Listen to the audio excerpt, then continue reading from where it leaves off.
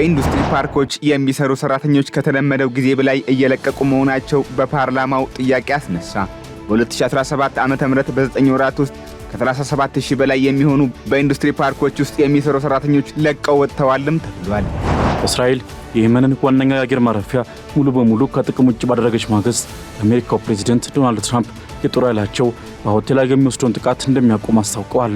ሁቲ ግን እስራኤል ልትቋቋመው ከምትችለው በላይ እጅግ ከባድ ያጸፋ ምላሽ በቴል-አቪቭ ላይ እሰጣለሁ ሲል ዝቷል። በቴል-አቪቭና ሁቲ መካከል ፍጥጫው ቀጥሏል፣ ውጥረቱም አይሏል። አውሮፓዊቷ ሀገር ሩሲያ ናዚን ድል ያደረገችበትን ክብረ በዓል ለማክበር ዝግጅቶችን እያደረገች ባለችበት ወቅት ሩሲያና ዩክሬን እርስ በርስ ጥቃት እየተሰናዘሩ ይገኛሉ። ባለፉት ሳምንታት የሰላም ተስፋ ይታየበታል ሲባል የነበረው የሩሲያና ዩክሬን ጦርነት እየተባባሰ ስለመምጣቱ ተነግሯል። በዚህ በጥንቱ የሙግት ስርዓት አንድ ሰው በደል አደረሰብኝ የሚለውን ሰው እንዳሁኑ ለፍርድ ቤት ክስ መስርቶና የፍርድ ቤት መጥሪያ በማድረስ አልነበረም። ጊዜውም ፈቃጅ አልነበረም። በኢትዮጵያ በጥንቱ ልማድ ክስ መመስረት የተለየ ስርዓት የማያስፈልገው ስለነበር ከሳሽ ሊከሰው ያሰበውን ሰው በድንገት ሲያገኘው በማንኛውም ስፍራ በቀላሉ ክስ ሊያቀርብበት ይችል ነበር። ሰላም ጤና ይስጥልን ውድ ሀገሬ ቴሌቪዥን ተመልካቾች እንደምን አመሻችሁ። ከሀገሬ ቴሌቪዥን የዕለቱን መረጃዎች ይዘን ቀርበናል። ሙሴ ከበደ ነኝ። እስከ ፍጻሜው አብራችሁን ቆዩ። በቀዳሚነት የተመለከትናቸው ርዕሰ ጉዳዮች አመራለሁ። ከኢንዱስትሪ ፓርኮች የሚለቁ ሰራተኞች ቁጥር በእጅጉ እየጨመረ እንደሆነ ተሰምቷል። በተያዘው ዓመት 9 ወራት ብቻ 37000 የሚሆኑ ሰራተኞች ከስራቸው ለቀዋል። ይህም በዋናነት ከሚከፈላቸውና ከሚያገኙት ጥቅም ማነስ የመጣ ነው ተብሏል። የኢንዱስትሪ ፓርኮች ኮርፖሬሽን ዝቅተኛ የደሞዝ ወለል እንዲወሰንም ለመንግስት የልማት ድርጅቶች ጉዳዮች ቋሚ ኮሚቴ ምክሩን አቅርቧል። አስናቀማነይ በኢንዱስትሪ ፓርኮች የሚሰሩ ሰራተኞች ከተለመደው ጊዜ በላይ እየለቀቁ መሆናቸው በፓርላማው ጥያቄ አስነሳ።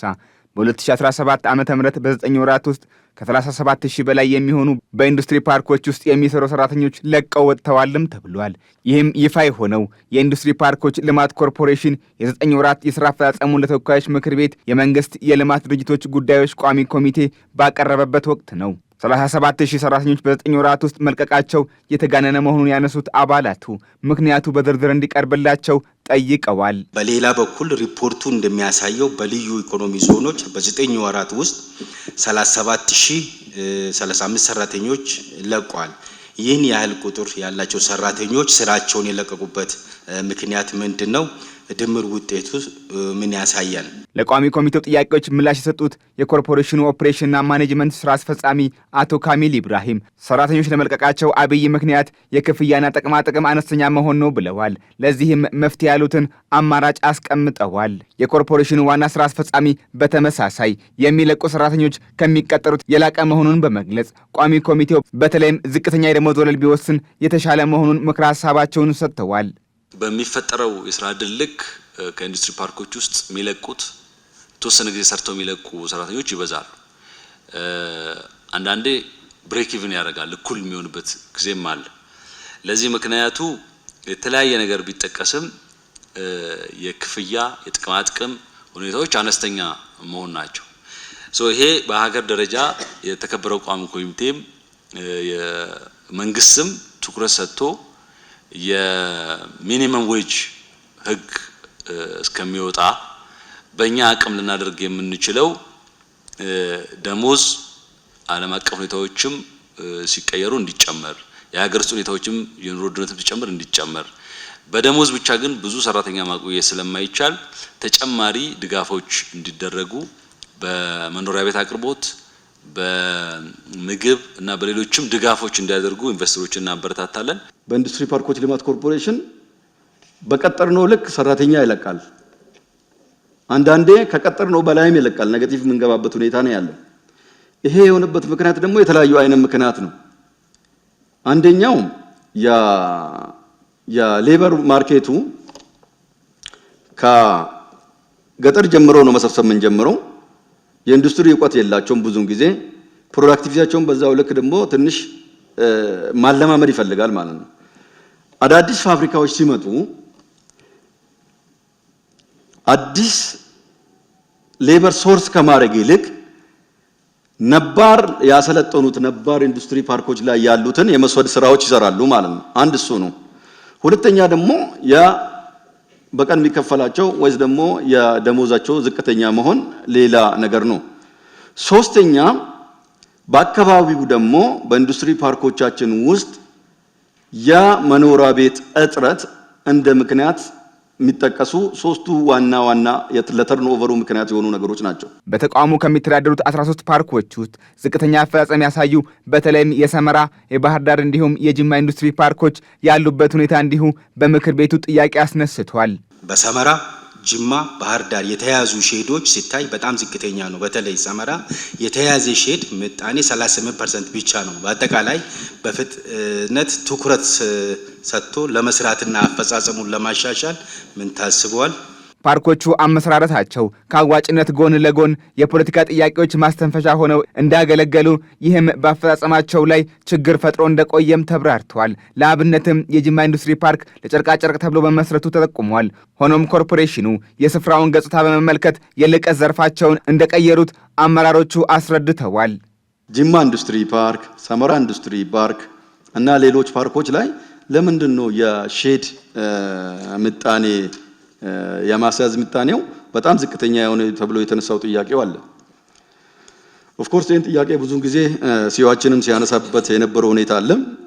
ፓርኮች ሲመረጡ በሁለት አይነት መልኩ ነው የሎኬሽን ምርጫ ሲከናወን የነበረው። አንደኛው በጥናት ላይ የተመሰረተ ከአክሰስ ቱ ፖርት ከሮ ማቴሪያል እና ከተለያዩ አንጻር በጥናት ላይ የተመሰረተ የቦታ መረጣ፣ ሁለተኛ ደግሞ ፖለቲካሊ አሳይንድ የሆኑ ፓርኮች አሉ ማለት ነው። ከዚህ አንጻር መቀሌን ብንወስደው ለባለ ሀብቱም ሆነ ለሌሎች አመቺ አይደለም፣ በጥናት የተመረጠ አይደለም፣ በፖለቲካሊ አሳይንድ የሆኑ ጅማም እንደዛው ተመሳሳይ ነው።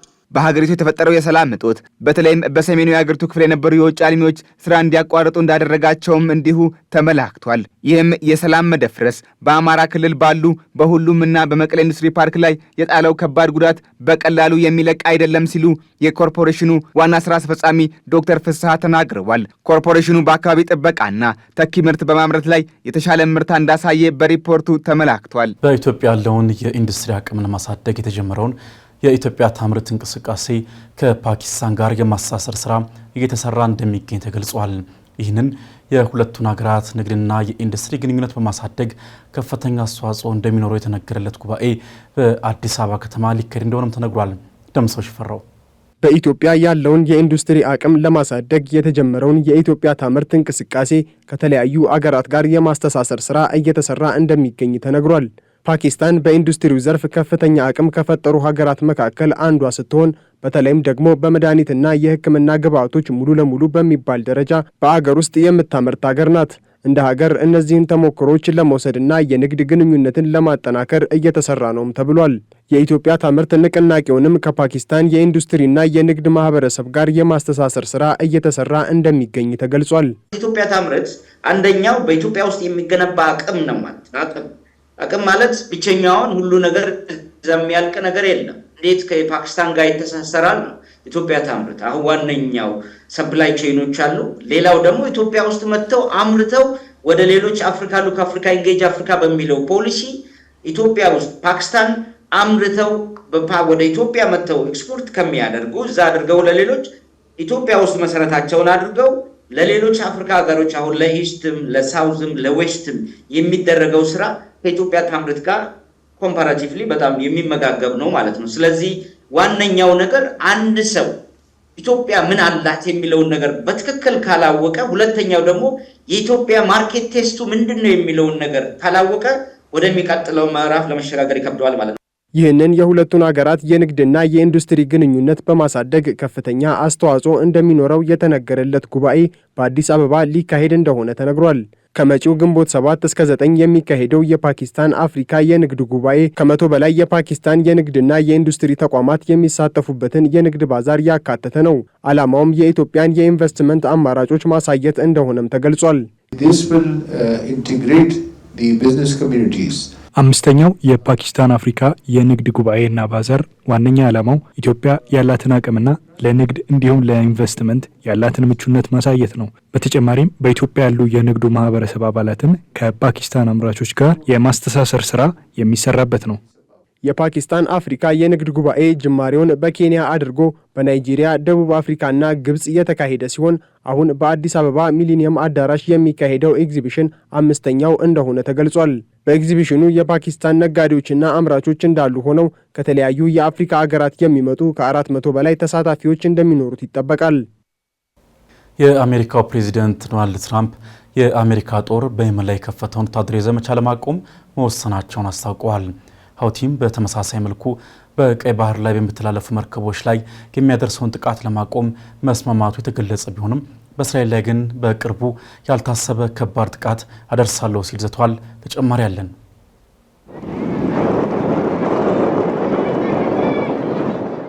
እስራኤል የየመንን ዋነኛ የአየር ማረፊያ ሙሉ በሙሉ ከጥቅም ውጭ ባደረገች ማግስት የአሜሪካው ፕሬዚደንት ዶናልድ ትራምፕ የጦር ኃይላቸው በሀውቲ ላይ የሚወስደውን ጥቃት እንደሚያቆም አስታውቀዋል። ሀውቲ ግን እስራኤል ልትቋቋመው ከምትችለው በላይ እጅግ ከባድ ያጸፋ ምላሽ በቴልአቪቭ ላይ እሰጣለሁ ሲል ዝቷል። በቴልአቪቭና ሀውቲ መካከል ፍጥጫው ቀጥሏል፣ ውጥረቱም አይሏል። ሲያሻው እየጎመራ ወደ ቀለጠ ጦርነት አመራ ሲባል ዳግም መልሶ እየቀዘቀዘ የሰላም ንግግሮችን እያስተናገደ የቀጠለው የመካከለኛው ምስራቅ ቀጠና ውጥረት በየመን የመሸገውን የሀውቲን ጥቃትና ያጸፋ ምላሽ የሰሞነኛ አበይት ርዕሰ ጉዳይ አድርጎ ሰንብቷል። ቀጠናው በምንም መልኩ ሊገመት የማይችልና በማንኛውም ደቂቃ የሚንቀለቀል የነበልባል እሳት ክምር ሊሆን የሚችልበት እድል ቅርብ ስለመሆኑም ዳግም እያሳየ ቀጥሏል። በጋዛው ጦርነት እስራኤልና አጋሮቿ በየመን በሚፈጽሙ ድብደባ አልተዳከምኩም ያለው ሀውቲ በእስራኤል መዲና ቴልአቪቭ በአየር ማረፊያ ላይ የሚሳኤል ጥቃት መሰንዘሩ ግጭቱን አጋግሎታል። ከዚህ ባለፈ ሀውቲ የጋዛው ጦርነት ከተጀመረበት ወቅት አንስቶ ለሐማስ የተሰጠ ድጋፍ ነው በሚል በኤደን ባህረ ሰላጤ ላይ በሚጓጓዙ የንግድ መርከቦች ላይ የሚፈጽመው ድንገተኛ ጥቃት በተለይም ከአሜሪካና እንግሊዝ ጋር አፋጡት ቆይቷል። በዚህም በአሜሪካው ፕሬዚደንት ዶናልድ ትራምፕ ልዩ ትዕዛዝ መሰረት የአሜሪካ ጦር በየመን የሚገኙ የሀውቲ ጠንካራ ይዞታዎችን ለ2 ወራት ያህል በአየር ሲደበድብ ቆይቷል። የነዳጅ ዲፖዎችን፣ ወሳኝ የኃይል መሠረተ ልማቶችን እንዲሁም በርካታ ተሽከርካሪዎችን በማጋየት ሙሉ በሙሉ ከአገልግሎት ውጭ አድርጓል። እንደ ሀውቲ መራሹ የየመን ጤና ሚኒስቴር መረጃ በአሜሪካ ጦር የአየር ድብደባ ከመጋቢት አጋማሽ አንስቶ የዚህን ሳምንት ጥቃት ሳይጨምር ቢያንስ 204 የሚደርሱ ሰዎችም ተገድለዋል፣ በርካቶችም ቁስለኛ ሆነዋል ይላል የየመኑ የዜና ምንጭ ሳባ።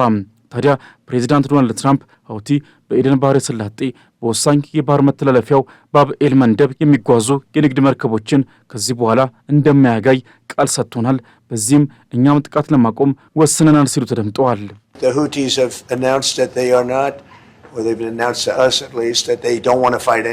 ሀውቲዎች ከዚህ በላይ መዋጋት እንደማይፈልጉ አሳውቀናል።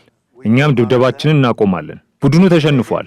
ወሳኙ ግን የንግድ መርከቦችን ላለማጥቃት በሰጡን ቃል መሰረት ካሁን ጀምሮ ተግባራዊ የሚደረግ የተኩስ አቁም ተግባራዊ እናደርጋለን።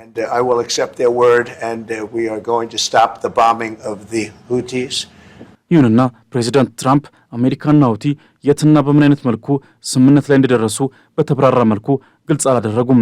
የኒውዮርክ ታይምስ ዘገባ እንደሚያሳየው ግን በኦማን አደራዳሪነት ከስምምነት ላይ መደረሱን ያሳያል። የኦማን የውጭ ጉዳይ ሚኒስትር ባድር አልቡሳይዲም በቀጣይ ዋሽንግተንም ሆነች ሀውቲ እርስ በርስ ጥቃት ላለማድረስ መስማማታቸውን በኤክስ የትስስር ገጻቸው ላይ ባጋሩ ጽሑፍ አረጋግጠዋል። ሁለቱም ወገኖች ቀይ ባህርንና የባብ ኤል መንደብ ሰርጥን ለዓለም አቀፍ የንግድ መርከቦች እንቅስቃሴ ከሽብር ነፃ ለማድረግ ተስማምተዋል ሲሉ ጽፈዋል። ነገር ግን ሀውቲ በስምምነቱ ላይ የዘገባ እስኪጠናቀር ድረስ በይፋ ምንም ነገር አለማለቱንና ቀጥተኛ ግልጽ የድርድር ሂደት አለመኖሩን የተመለከቱ የፖለቲካው ዓለም ተንታኞች በስምምነቱ ቀጣይ ተፈጻሚነት ላይ ስጋት እንዳደረባቸው እየገለጹ ነው። ፕሬዚዳንቱ በንግግር ብቻ ቃል መግባታቸውም ስምምነቱ በሚጣስበት ወቅትም ተጠያቂነትን ለማስፈንም ሆነ በቁርጠኝነት ስምምነቱን ለመተግበር ምቹና ተገቢ ሁኔታ እንደማይፈጥርም ስጋታቸውን እያጋሩ ይገኛሉ። በአንጻሩ መሐመድ አልቡካይት የተባሉ የሀውቲ ከፍተኛ የፖለቲካ አመራር አሜሪካ የመንን መደብደብ ካቆመች ሀውቲም ጥቃቱን ይገታል፣ ይሁንና እስራኤል በጋዛ ጥቃቷን ካላቆመች ለፍልስጤማውያን ድጋፍ ለመስጠት ሀውቲ ወታደራዊ ተልእኮዎቹን እንደማያቆም መግለጻቸው ተጨማሪ ስጋትን አጭሯል። የሀውቲ ጠቅላይ የፖለቲካ ምክር ቤት ፕሬዚደንት መሐመድ አልማሻት በተመሳሳይ መልኩም ሀውቲ በእስራኤል ላይ ያልተጠበቀ የሚያሳምምና ልትቋቋመው ከምትችለው በላይ ከባድ የሆነ የአጸፋ ጥቃት እንደሚፈጽምባት መዛታቸውን ኒውዮርክ ታይምስ አስነብቧል። ቡድኑ ለቀጣይ ጥቃቶች እንዲዘጋጅ የገፋፋውም እስራኤል ለቴል አቪቭ የቤን ጉሪዮን አየር ማረፊያ የሀውቲ የሚሳኤል ጥቃት ባደረሰችው አጸፋ በየመን ዋና ከተማ ሰና የሚገኘውን የሀገሪቱን ዋነኛ ዓለም አቀፍ አየር ማረፊያ መምታት ሙሉ በሙሉ ከጥቅም ውጭ ማድረጓ ነው። በርካታ የኃይል መሠረተ ልማቶችም በጥቃቱ እንዳይሆኑ ሆኖ ጋይተዋል። ሰንዓና አምራን የተባሉ የየመን ግዛቶችን ባደበላለቀው የእስራኤል እጅግ ከባድ ጥቃት ቢያንስ 38 የሚደርሱ ሰዎች ስለመገደላቸውም የየመንን የጤናና አካባቢ ሚኒስቴር መረጃ ዋቢ አድርጎ የሀገሪቱ የዜና ምንጭ ሳባ ዘግቧል። ሩሲያ በዩክሬን ርዕሰ ከተማ ኪየቭ ላይ ሚሳኤልን ጨምሮ በድሮን የታገዘ ጥቃቶችን መሰንዘሯ ተሰምቷል። ይህ ጥቃት በኪየቭ ያሉ 2 ሰዎች እንዲሞቱ እንዳደረገ የኪየቭ ባለስልጣናት ተናግረዋል። ዩክሬንን በበኩሏ ናዚን ድል ያደረገችበትን ክብረ በዓል ለማክበር ዝግጅቶችን እያደረገች ወዳለችው ሩሲያ የአየር ላይ ጥቃቶችን መሰንዘሯም ተገልጿል። አልታየ ኪዳኔ አውሮፓዊቷ ሀገር ሩሲያ ናዚን ድል ያደረገችበትን ክብረ በዓል ለማክበር ዝግጅቶችን እያደረገች ባለችበት ወቅት ሩሲያና ዩክሬን እርስ በእርስ ጥቃት እየተሰናዘሩ ይገኛሉ። ባለፉት ሳምንታት የሰላም ተስፋ ይታየበታል ሲባል የነበረው የሩሲያና ዩክሬን ጦርነት እየተባባሰ ስለመምጣቱ ተነግሯል። ዩክሬን በሩሲያ ላይ የድሮን ጥቃት ካደረሰች በኋላ ለጥቃቱ ምላሽ ለመስጠት ያልቦዘነችው ሩሲያም አጸፋውን በትላንትናው ዕለት በተለያዩ ከተሞች ባደረሰችው ጥቃት መልሳለች። ሩሲያ በዩክሬን ርዕሰ ከተማ ኪየቭ ላይ ሚሳኤልን ጨምሮ በድሮን የታገዘ ጥቃቶችን መሰንዘሯ ተሰምቷል። ይህ ጥቃት በኪየቭ ያሉ 2 ሰዎች እንዲሞቱ እንዳደረገ የኪየቭ ባለስልጣናት ተናግረዋል። በዚህ ጥቃት ከሞቱ ሰዎች ባሻገር 8 ሰዎች እንደቆሰሉ የተነገረ ሲሆን ከቆሰሉ ሰዎች መካከል 4ቱ ሕፃናት እንደሆኑ የኪየቭ ከተማ ወታደራዊ ባለስልጣን ገልጸዋል። ቪቭቼንቭስኪ በተባለው ቦታ በደረሰው የድሮን ጥቃት የእሳት ቃጠሎ መነሳቱ የተነገረ ሲሆን ይህም መሰረተ ልማቶች ላይ ጉዳት ስለማድረሱ ተነግሯል። በጥቃቱ ሕፃናትና ታዳጊዎችን ጨምሮ 4 ሰዎች ጉዳት የደረሰባቸው በመሆኑ ወደ ጤና ተቋም እንዲሄዱና ሕክምና እንዲያገኙ መደረጉ ተገልጿል። በዲኒፕሮቭስኪ በደረሰው ጥቃት ደግሞ የተጎጂ ሰዎች ቁጥር ባይመዘገብም የመኖሪያ አፓርትመንቶች በእሳት ሳቢያ ጉዳት እንደደረሰባቸው ተነግሯል። ሞስኮ ስለዚህ ጥቃት ፈጣን ምላሽ እንዳልሰጠችም አሶሺየትድ ፕሬስ ዘግቧል። ከትላንት በስቲያ የዩክሬን ጦር በሩሲያ ኩርስክ ጥቃት ማድረሱ የሚታወስ ሲሆን ጦሩ ባደረሰው የድሮን ድብደባ ቢያንስ 3 ንጹሐን ሰዎች ለሞት መዳረጋቸው ይታወሳል። ኪየቭ ከዚህ ጥቃት በኋላም ሌሎች ጥቃቶችን በሞስኮ ላይ መሰንዘሯ ተሰምቷል። ሩሲያ የጀርመኑን ናዚ ድል ያደረገችበትን ክብረ በዓል ለማክበር እየተሰናዳች ባለችበት ጊዜም ጥቃቱ መሰንዘሩ ሩሲያን ለአጸፋ ምላሽ ሳያንደረድራት እንዳልቀረ ተገምቷል። ለተከታታይ 3 ቀናት ዩክሬን በሩሲያ ላይ ጥቃት እያደረሰች ስለመቀጠሏ ሲነገር፣ በዚህም በሀገሪቱ የሚገኘው አብዛኛው የሞስኮ አየር ማረፊያዎች አገልግሎት እንዲያቆሙ መደረጉ ተገልጿል። የሞስኮ ከንቲባ የሆኑት ሰርጌይ ሶቢያን የሩሲያ የአየር መከላከያ 14 የሚጠጉ ድሮኖችን መጥቶ መጣሉን መናገራቸውን ሮይተርስ ዘግቧል። ቭላዲሚር ፑቲን ከነገ ጀምሮ ለተከታታይ 3 ቀናት የተናጠለ የተኩስ አቁም ያወጁም ቢሆን በሁለቱ ሀገራት መካከል እየተደረገ ያለው የአየር ድብደባና ጥቃት ተኩስ አቁሙ እውነት ሊደረግ ይችላል ወይ የሚል ስጋት አሳድሯል።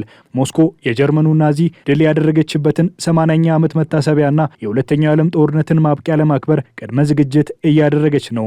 በዚህ ክብረ በዓል ላይ የቻይናውን ፕሬዚዳንት ሺጂንፒንግን ጨምሮ የ29 ሀገራት መሪዎችን ታስተናግዳለች። በበዓሉ ላይ ከ13 ሀገራት የተውጣጡ ወታደራዊ ልዑካንን የምታስተናግድ እንደሆነም ሞስኮ አስታውቃለች። የቻይናው ፕሬዚዳንት ሺጂንፒንግ በሞስኮ ለ4 ቀናት ይቆያሉ የተባለ ሲሆን ወደ ሞስኮ ማቅናታቸው ሁለቱ ሀገራት አስፈላጊ የሆነ የዲፕሎማሲያዊ ንግግር እንዲያደርጉ የሚያስችላቸው እንደሆነ ተነግሯል። ሩሲያ በምዕራባውያን ሀገራት ላይ ጫና እየደረሰባት በሚገኝበት ሁኔታ ላይ ፕሬዚዳንት ሺን ወደ ሞስኮ መጋበዟ ሀገራቸው ሩሲያ የተነጠለችና የተገለለች እንዳልሆነች ሊያሳይ የሚችል እንደሆነ እየተነገረ ይገኛል። በተለይ ደግሞ ቻይና ከአሜሪካ ጋር በገባችበት የንግድ ጦርነት ላይ ሆና ወደ ሩሲያ ማቅናታቸው ሁለቱ ሀገራት በርካታ ስምምነቶችን ለመፈጸም የሚያስችላቸው እንደሆነም ሮይተርስ ዘግቧል። ሞስኮ ትልቅ ዲፕሎማሲያዊ ስኬት ሊያስገኝላት የሚያስችላትን ክብረ በዓል ላይ አሉታዊ መልክ እንዳይኖር ለማድረግ ነው የ3 ቀናት የተኩስ አቁም እንዲደረግ የጠየቀችው። ይሁን እንጂ ሩሲያ የተኩስ አቁም ያወጀች ቢሆንም የተኩስ አቁም ስምምነቱ የሚሆን እየመሰለ እንዳልሆነ በሁለቱ ሀገራት መካከል የሚሰነዘሩ ጥቃቶች እያመለከቱ ይገኛል።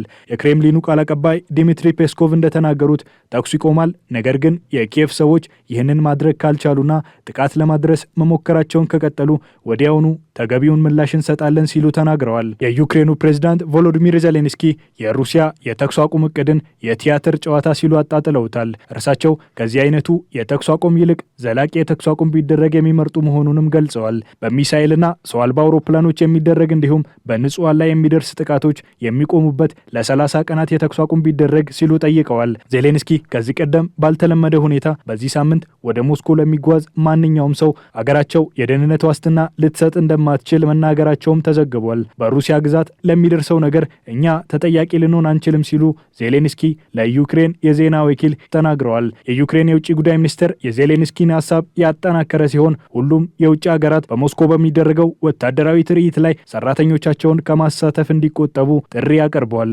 ወደ አጫጭር መረጃዎቻችን አለፍን። የትራንስፖርትና ሎጂስቲክስ ሚኒስቴር በአገር አቀፍ ደረጃ የአሽከርካሪዎች የሙያ ብቃት ምዘና እንደሚጀምር አስታወቀም። የብቃት ምዘናውን መስጠት ያስፈለገው 83% በአገሪቱ እየደረሰ የሚገኘው የትራፊክ አደጋ ከአሽከርካሪዎችና ተሽከርካሪዎች ጋር የሚያያዝ በመሆኑ ነው ተብሏል። ይህን ተከትሎም በዚህ ዓመት ምዘናው ስራ ላይ ባሉ አሽከርካሪዎች እንደሚጀመር ሚኒስቴር መስሪያ ቤቱ ተናግሯል። የሙያ ብቃት ምዘና ከመሰጠቱ በፊትም ለአሽከርካሪዎቹ የሙያ ስልጠና ይሰጣቸዋል ተብሏል። ከስልጠና በኋላ የሙያ ብቃት ምዘና ወይም ሲኦሲ እንደሚወስዱና ፈተናውን ያለፉትም መንጃ ፈቃዳቸው በአገር አቀፍ ደረጃ ተቀባይነት እንደሚኖረው ሚኒስትሩ አክሎ ገልጿል።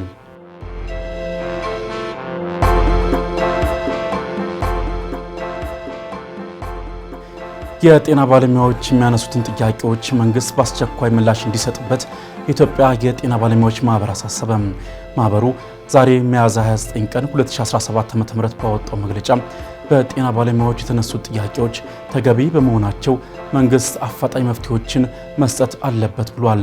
የጤና ባለሙያዎች ከደሞዝ ጭማሪና ጥቅማ ጥቅም ጋር ተያይዞ ለሚያነሱት ጥያቄዎች ምላሽ እንዲሰጥ የሚጠይቅ የቅድመ ስራ ማቆም አድማ ሰልፎችን በመላው ኢትዮጵያ እያካሄዱ መሆናቸውንም ማህበሩ አስታውቋል። ማህበሩ እነዚህን ጥያቄዎች በተደጋጋሚ ለሚመለከታቸው የመንግስት አካላትና ከፍተኛ የመንግስት መስሪያ ቤቶች በተገቢው ህጋዊ መንገድ ማቅረቡን ገልጾ ጥያቄው በአፋጣኝና በተገቢው መንገድ ምላሽ ስላልተሰጠው የጤና ባለሙያዎች በተለያዩ መንገዶች መብታቸውን እየጠየቁ ነው ሲል ገልጿል። ማህበሩ የጤና ባለሙያዎች መብታቸውን ለማስከበር የሚያደርጉትን እንቅስቃሴ ይደግፋል፣ እውቅናም ይሰጣል ብሏል።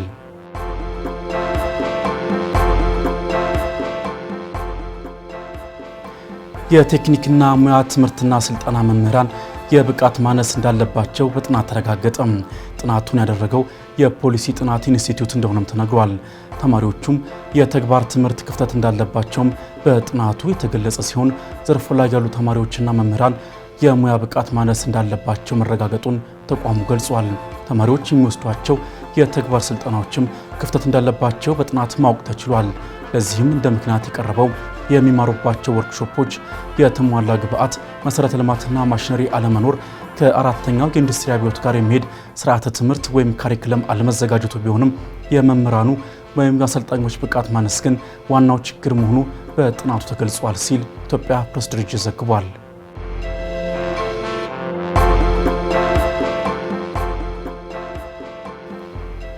በሱዳን መንግስትና በፈጥኖ ደራሽ ኃይሉ መካከል በተጀመረው ጦርነት ምክንያት ሱዳናውያን ወደ ቻድ የተሰደዱ መሆኑን የተባበሩት መንግስታት የስደተኞች ኤጀንሲ አስታወቀም። እንደ ተባበሩት መንግስታት የስደተኞች ኤጀንሲ መረጃ ባለፉት 2 ሳምንታት ብቻ ከ18500 የሚበልጡ ሰዎች ወደ ምስራቅ ቻድ እየጎረፉ መሆኑን በመግለጽ ይህም ረገብ ብሎ የነበረው ጦርነት ዳግም ማገርሸቱን የሚያሳይ ነው ብሏል።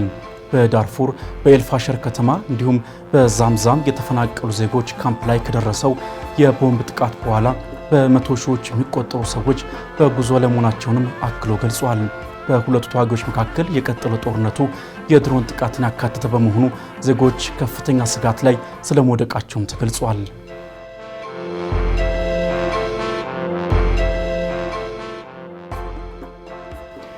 አሜሪካና ቻይና የገቡበትን ውጥረት ለማርገብ በዚህ ሳምንት ሊነጋገሩ ነው ተባለም።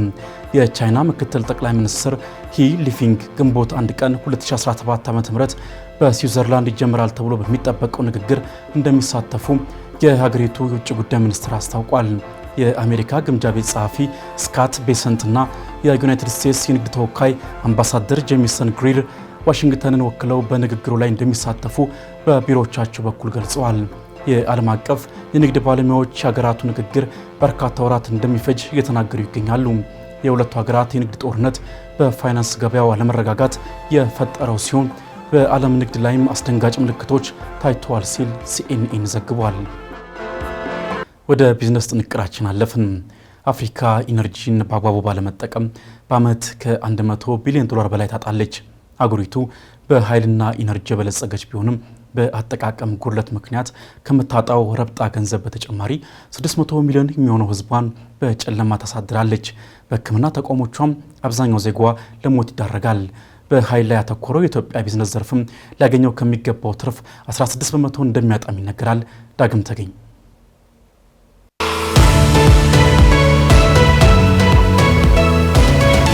የኢነርጂ ማጣት ለአፍሪካ ኢኮኖሚ መዋዠቅ ዋነኛ ችግር መሆኑን የዓለም አቀፉ የኢነርጂ ተቋም ዳይሬክተር ዶክተር ፋቲ ቢሮል ተናገሩ። ኢንዱስትሪን ከማንቀሳቀስ ጀምሮ በጤና በግብርና እንዲሁም በተለያዩ ዘርፎች ላይ ወሳኙን ሚና የሚጫወተው የኢነርጂው ሴክተር በአፍሪካ በመዳከሙ የሀገሪቱን ኢኮኖሚ እያደቀቀ መሆኑ የሚታወቅ ነው። የኢኮኖሚ የጀርባ አጥንት የሆነው ኢነርጂ ኢትዮጵያን ጨምሮ ከሰሃራ በታች ባሉ የአፍሪካ ሀገራት ወደ 600 ሚሊዮን የሚጠጉ ሰዎች የኤሌክትሪክ አገልግሎት የማያገኙ ሲሆን ይህም ኢኮኖሚያቸውን ለማሳደግ እንቅፋት እንደሆነባቸው ተገልጿል። የኢንዱስትሪ እድገትንና የግብርና ቅልጥፍናን ከማዳከም በተጨማሪ በጤናና በትምህርት ላይም ተጽዕኖ እንዳለው የተቋሙ ዳይሬክተር ገልጸዋል። ተማሪዎች የሚያጠኑበት መብራት አለመኖሩም በመጪው ተተኪ ትውልድ ላይ ከባድ መሰናክል እንደሚሆንም ተመላክቷል። ከኢነርጂ ጋር ተያይዞ በሚመጡ ችግሮች ማለትም የክትባት ማቀዝቀዣዎች መበላሸት እንዲሁም የንጹህ ማብሰያ ቴክኖሎጂዎች አለመኖር በዓመት 700 ሺህ የሚሆኑ አፍሪካውያን ያለ ዕድሜያቸው እንዲሞቱ ምክንያት ስለመሆኑም ተገልጿል። በኢትዮጵያም በ2024 የውሃና ኢነርጂ ሚኒስቴር ያወጣው መረጃ እንደሚያመላክተው 50 በመቶ የሚሆነው የኢትዮጵያ ሕዝብ ኤሌክትሪክ ተጠቃሚ እንዳልነበር ተገልጿል። ይህም በሀገሪቱ ያለውን የኢኮኖሚ እንቅስቃሴ በሰፊው እንደሚጎዳው የሚታወቅ ነው። የልማት እንቅስቃሴ ከኢነርጂ ጋር መያያዙን ተከትሎ የአፍሪካ ሀገራት መዳበር የሚችሉትን ያክል በኢኮኖሚ ሳይዳብሩ እንዲኖሩ አድርጓል። የዓለም አቀፉ የኢኮኖሚክስ የንግድና አስተዳደር ጆርናል ባወጣው መረጃ መሰረት በሀገሪቱ ያለው የኢነርጂ እጥረት በዓመት ከ100 ቢሊዮን ዶላር በላይ የሚያሳጣ ሲሆን እንደ ኢትዮጵያ ባሉ ሀገራት ደግሞ የሀገር ውስጥ ጠቅላላ ምርታቸውን በ1.5 በመቶ እንዲቀንስ ምክንያት መሆኑን እንዲሁም የቢዝነስ ዘርፉ ሊያገኝ ከሚገባው ትርፍ 16 በመቶውን እንደሚያሳጣ መረጃዎች ያመላክታሉ። እስከ 2030 ይህንኑ የኢነርጂ ጦት ለማስተካከል አፍሪካ 64 ቢሊዮን ዶላር በዓመት ይጠበቅባታል። የተለያዩ የውጭ ሀገራት ኢንቨስተሮች በሀገራቱ በተለያዩ የኢንዱስትሪ ዘርፎች ላይ ለመሳራት ቢፈልጉም ቅሉ በሀገራቱ ያለው የኢነርጂ እጥረት እንደሚያሸሻቸው ይገለጻል። የዓለም አቀፉ የኢነርጂ ተቋም ዳይሬክተር ዶክተር ፋቲ ቢሮል አፍሪካ ብዙ ዘይት፣ ጋዝ፣ ፀሐይ፣ ነፋስ፣ የጂኦ ተርማል ኃይል፣ የውሃ ኃይል ሁሉም ያላት ሀገር ብትሆንም ግን አፍሪካ የኃይል አጠቃቀምን በተመለከተ እጅግ በጣም ይቀራታል ሲሉ ይናገራሉ። አክለውም ዛሬ በአፍሪካ የኢነርጂ ሴክተሩ ወደ 100 ቢሊዮን ዶላር የሚጠጋ ኢንቨስትመንት እንዳለው በመግለጽ ለዜጎቿ ንጹህ ኢነርጂን የምታቀርብ አፍሪካን ማየት ከፈለግን ቢያንስ በ3 እጥፍ ከፍ ያለ ወደ 300 ቢሊዮን ዶላር ወጪ ልናደርግ ይገባል ሲሉ ተናግረዋል። አህጉሪቱ እንደ ዓለም አቀፉ የኢነርጂ ተቋም ስታትስቲክስ መሰረት አህጉሪቱ ከዓለም የድንጋይ ከሰል 13 በመቶ፣ ዘይት 26 በመቶ፣ ጋዝ 18 በመቶ፣ ባዮፊውል 40 በመቶ የምትይዝ ሲሆን ይህም በአህጉሪቱ ለሚኖሩ ሀገራት ትልቅ እድል ሆኖ ሳለ አጠቃቀሙን ባለማወቅ ማግኘት የሚገባቸውን የኢኮኖሚ እድገት ከማጣትን ባሻገር የብዙዎችን ሕይወት የሚቀጥፍ ሆኗል። ፈርስት አፍሪካ የተሰኘ የመረጃ ምንጭ እንዳመላከተው ይህንን ኪሳራ በመመልከትም ኢትዮጵያ እንደ አፍሪካ ንግድ ኢንሹራንስ ኤጀንሲ እንዲሁም የመንግስትና የግል ታዳሽ ኃይል አጋርነት ስምምነት ከተለያዩ ሀገራትና ባለድርሻዎች ጋር ኢነርጂን ለማዘመን ተስማምታለች። አሁን የሚወጡት የኢነርጂ መረጃዎች እንደሚያመላክቱት የአፍሪካ የኢነርጂ አቅም እየተዳከመ እየሄደ ሲሆን በዓለም ባንክና በአፍሪካ ልማት ባንክ የተጀመሩት እንደ ሚሽን 300 ያሉ የቅርብ ጊዜ መርሃ ግብሮች በሚቀጥሉት 6 ዓመታት ውስጥ ኢንቨስትመንትን ለመክፈትና ለ300 ሚሊዮን ሕዝብ ኃይል ለማቅረብ ዓላማ እንዳላቸው ተመላክቷል።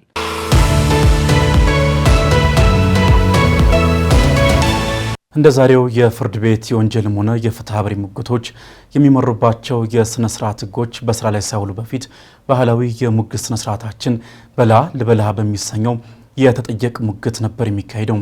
ከሳሽና ተከሳሽ ተጠየቅ ልጠየቅ እየተባባሉ ክርክራቸውን በስነ ግጥም አዋስተው ነበር የሚያቀርቡት። ዛሬ ጠበቃው ስለ በልሃ ልበላ ሙግት ህገ ነክ መረጃ ላካፍለን ዘጋጅቷል። ወደ ዛው እንለፍ።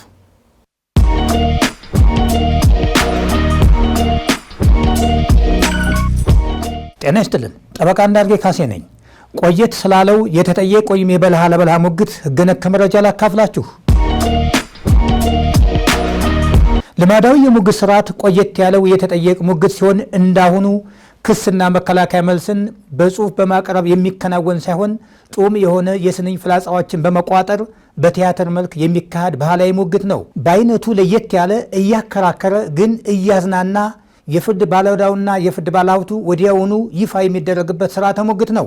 በእንደዚህ አይነቱ የሙግት ስርዓት ሲሳተፉ የነበሩ ሰዎች የቲያትርና የኪነ ጥበብ ችሎታ ያላቸው መሆኑን እንደ ትልቅ አስረጅ ሆኖ ሊቆጠር የሚችል መስሎ ይታያል።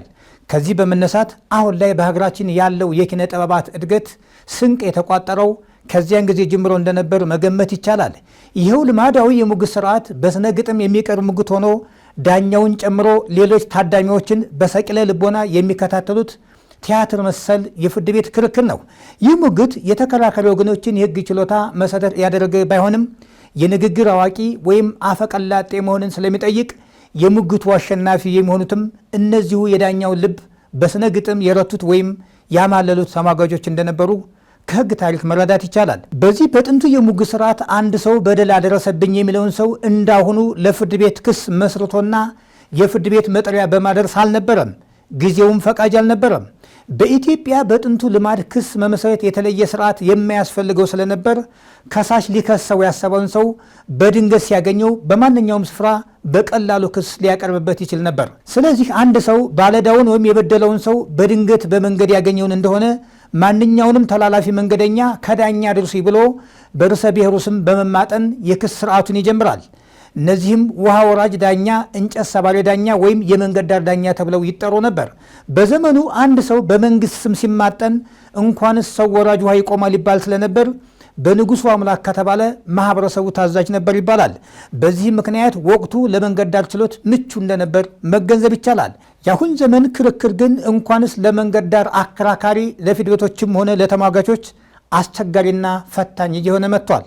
ቆየት ባለው የሙግት ስርዓት ክርክር ተበዳይ አካል በደሉን በጽሁፍ ማዘጋጀት ሳያስፈልገው በተገኘው አጋጣሚ መንገድ ዳር የቃል ክስ መስቶ የሚሟገት መሆኑን ተመልክተናል።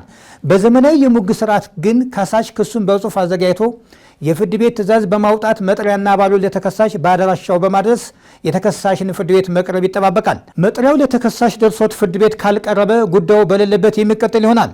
በጥንቱ የሙግት ስርዓት እንዳሁኑ የሙግት ስርዓት ተከሳሽ በሌለበት ክርክሩ የሚቀጥልበት ሁኔታ ከዘመናዊ የሙግት ስርዓት በተለየ መንገድ መሆኑን እንገነዘባለን። ግራቀኙ ወገኖች ሙግት ሲጀምር የስርዓቷ ስለሚጠሩ ኃላፊነቱን በቀጠሮ ቀን ባልተገኘ ተከራካሪ ወገን ምትክ ሆኖ ኃላፊነቱን የሚወስደው የስርዓት ዋሱ ነው። የስነ ስርዓት ዋስ ማለት ክስ ሲጀመር በሙግት ወቅት የስነ ስርዓት ሕግ የሚጠይቀውን ሁሉ ለማክበርና ለማሟላት እንደዚሁም ነገሩ በሚሰማበት ቀነቀጠሮ እንደሚቀርቡ ለማረጋገጥ ከሳሽና ተከሳሽ የሚጠሩት ዋስ ነው። አመሰግናለሁ።